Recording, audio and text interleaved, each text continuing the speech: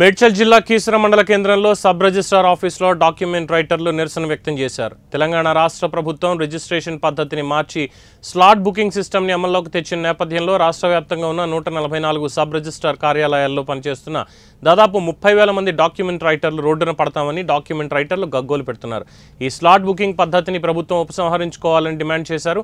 Keesara sub registrar కార్యాలయం వద్ద document రైటర్లు placards పట్టుకొని కార్యాలయం ముందు ధర్నాకు దిగారు.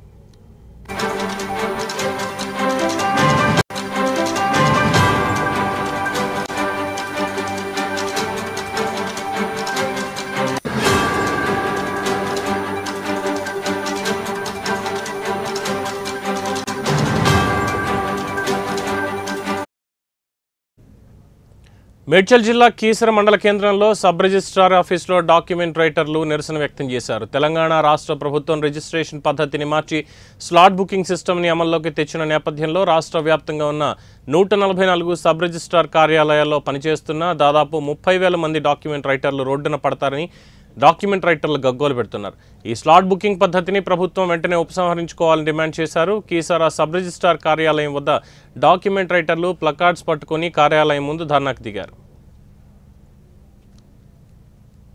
మా కీసర డాక్యుమెంట్ రైటర్ అసోసియేషన్ తరఫున నిరసన వ్యక్తం చేస్తున్నాము.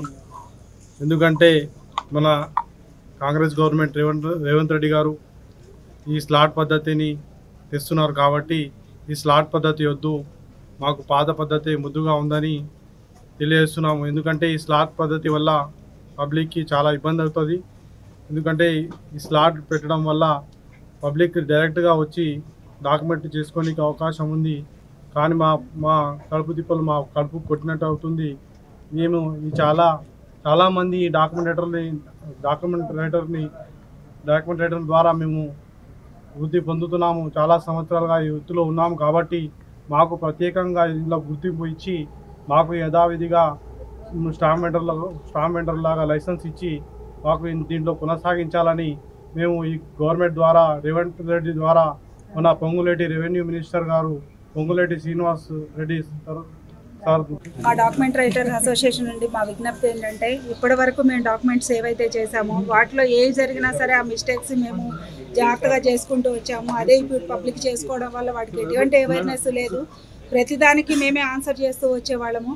కానీ ఇప్పుడు పబ్లిక్ సొంతగా వెళ్ళి ఏ మీ సేవలోనే చేయించుకుంటే వాళ్ళకు ఒక ఈసీ గురించి కానీ సీసీ గురించి కానీ మార్కెట్ వాల్యూ గురించి కానీ ఏదైనా ప్రైవేట్ లిస్ట్ గురించి కానీ చెప్పేవాళ్ళు ఎవరు ఉండరు, అవేర్నెస్ ఇచ్చేవాళ్ళు ఉండరు. అదీగాక నిరుద్యోగ